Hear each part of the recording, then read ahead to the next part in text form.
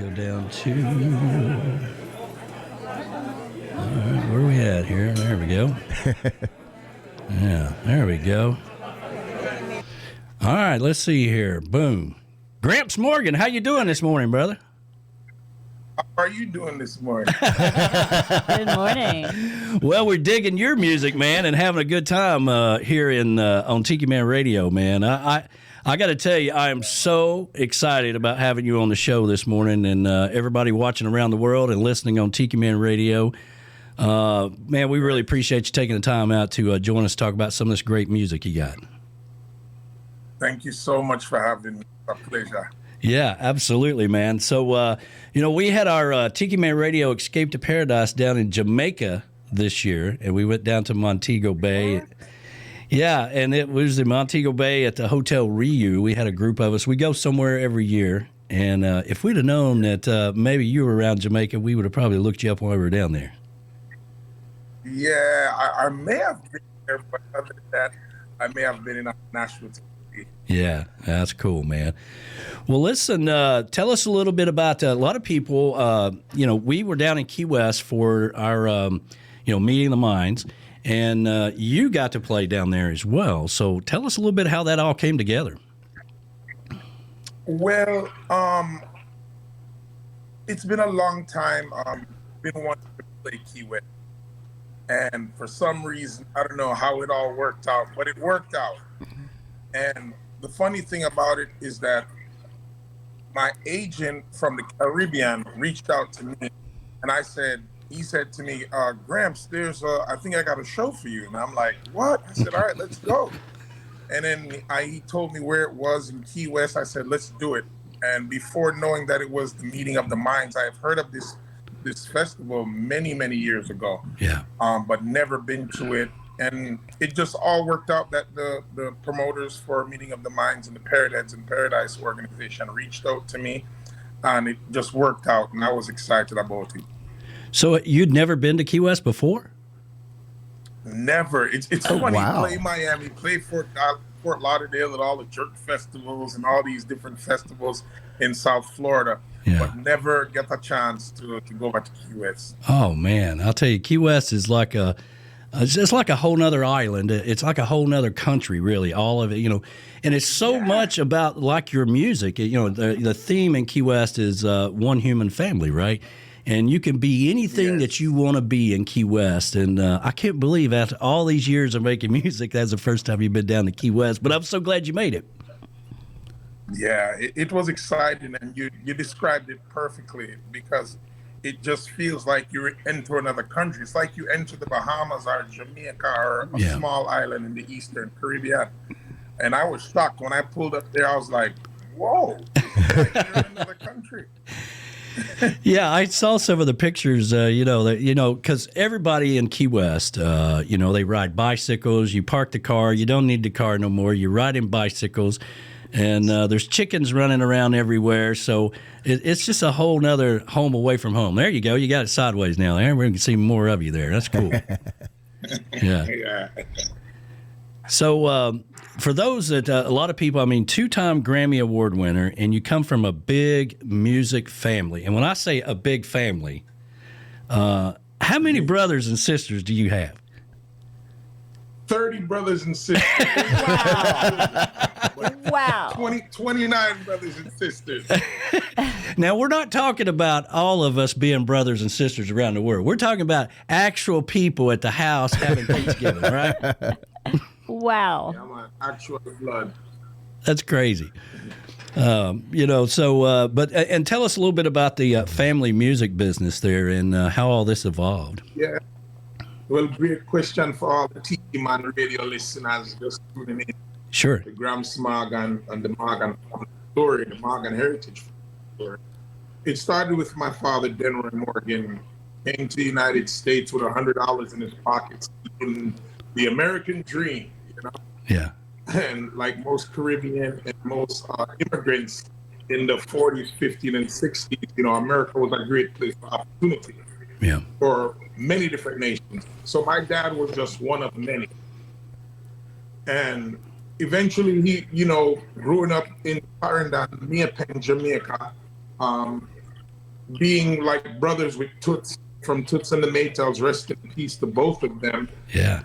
They always had a dream to do music. And of course, with my father coming to America, he never left that dream. And Toots fulfilled that dream doing ska music in Jamaica, rocksteady, and became the godfather, king of ska, you know? Nice. And eventually, we saw our father doing music, and children mimic what they see their parents do. Yeah. So when that started to happen, we saw my dad sitting on the couch with a spliff in his mouth, writing his song. It was like, Daddy, what you doing? And, you know, as children, that was one of the big examples. And they started to turn it on to a lot of the artists from Jamaica. He would bring little 45s from Jamaica. And on Rice and Peas Day, which we call a Sunday, where you sit down at dinner with your family, it's like, okay, what's that? And then growing up, watching our father as a musician, and then hearing other artists, you know, we started hearing the Paragon, we started hearing Toots and the Maytals, Stevie Wonder, Lionel Richie. Yeah. And if you know any Caribbean household, you know that on a Sunday, you are likely to hear every genre of music. So in a Caribbean household, the biggest genres, especially for me as a Jamaican, it was calypso, Yep. country music, and reggae. Yeah. More so country and reggae. So for a long time, for me, it's been a thing where I'm like, I've been hearing this sound in my ear with this country and the, you know, the steel guitar and the banjo and the, so it's my history. So Sure. that's how the whole thing started. Just growing up, being influenced by my father, Denroy Morgan. And he ended up having a huge hit in 1981 called I'll Do Anything, where he merged reggae and funk and disco. Oh, yeah.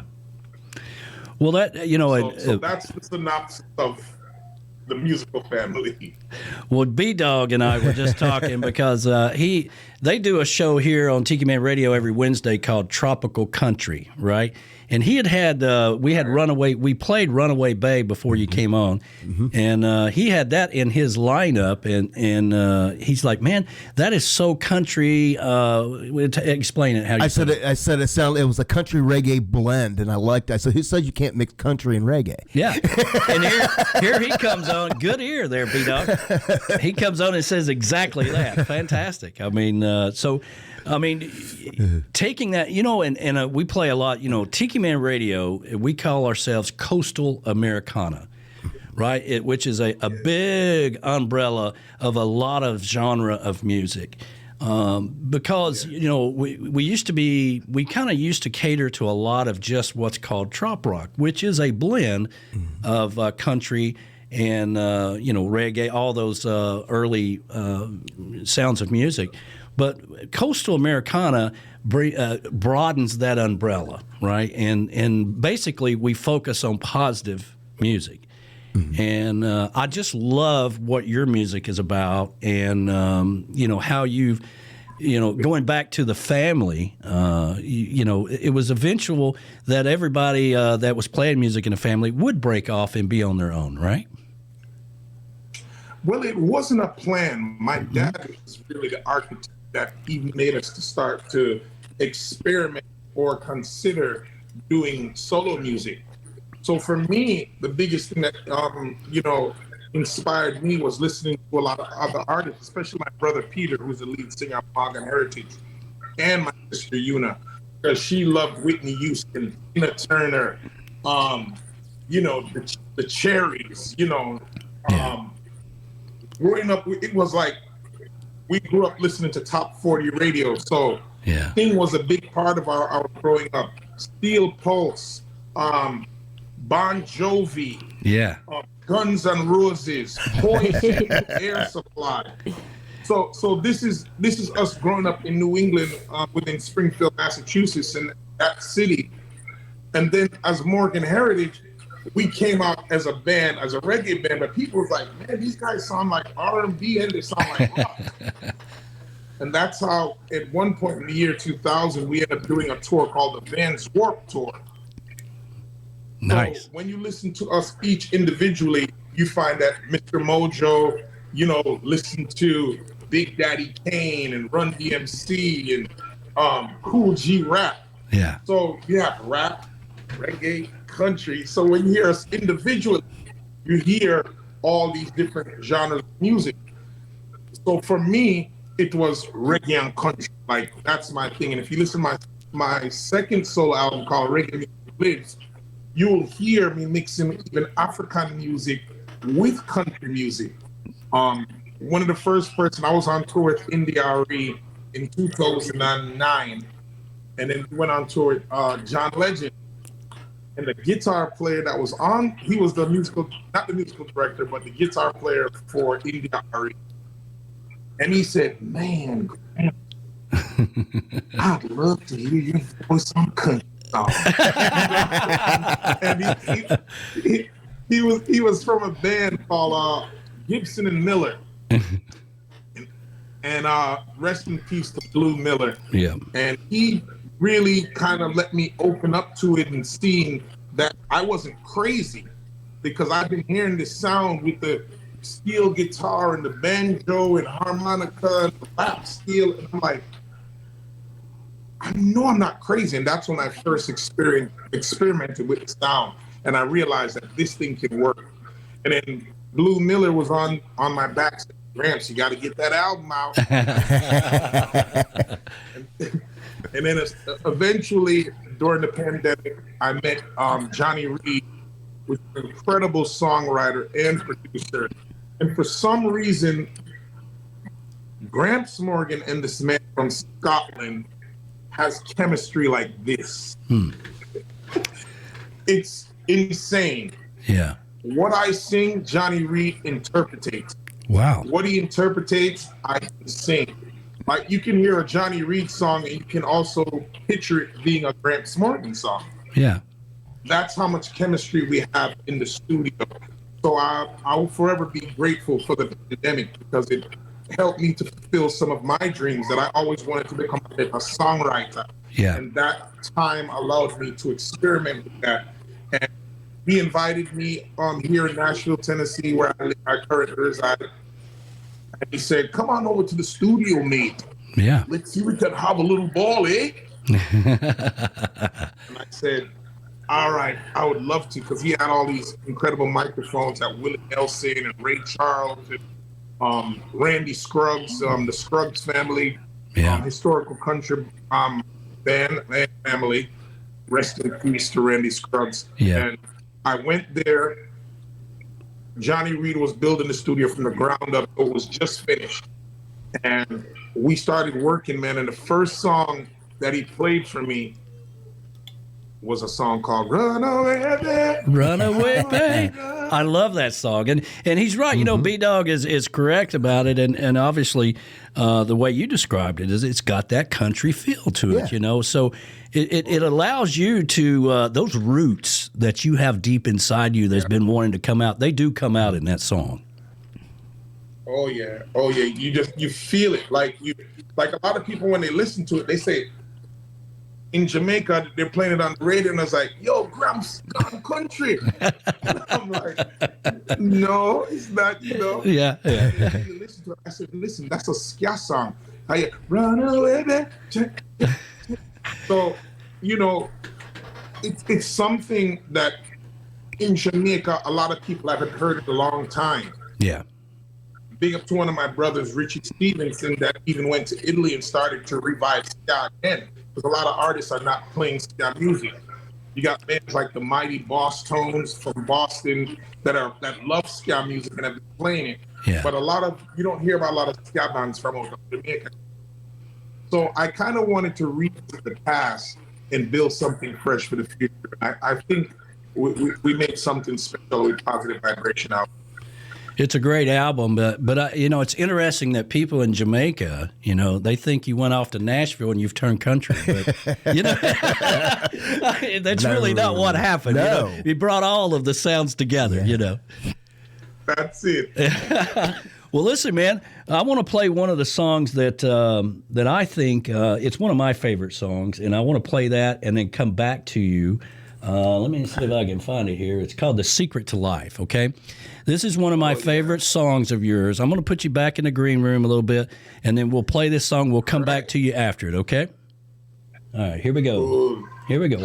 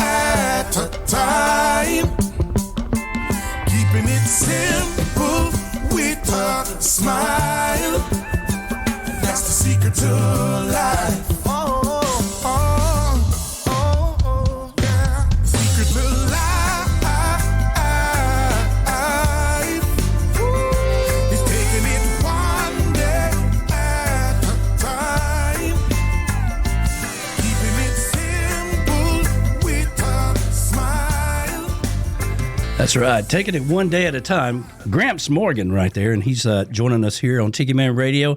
I love that song. I've listened to a lot of your music. Goes way back, the time I've been listening to your music, but that's one of my favorite ones. Tell us a little bit about that song. Well, that song for me is, I was on the lake, right? It's my first true story. I was on the lake where a lot of the people here in Nashville go on a Sunday on the boats and just play, you know, some Jimmy Buffett and some Kenny Chesney and some of the favorite country artists. It's a day at the lake. In Jamaica, we go to the beach, right? Sure, yeah. My first time going to a lake house and, you know, getting that water life of America, right? That, you know, island life, supposedly to speak.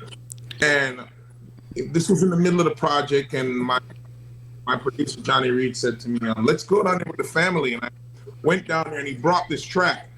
And all I felt was this life, you know? Yeah. Like, you know, the simple things that we should appreciate about life. And then during writing the song, down at that lake house, I just thought of my father. you know, ironically, my father passed away earlier this year. Rest in peace, Denroy Morgan. Absolutely. And, you know, my son, Jamiri Morgan, who's also on the record, who originally it was supposed to be him, but he was in Jamaica at our studio on the estate in Jamaica. And my dad walked into the room while I was producing him on Zoom. And he said, "What up? What go on in there?" And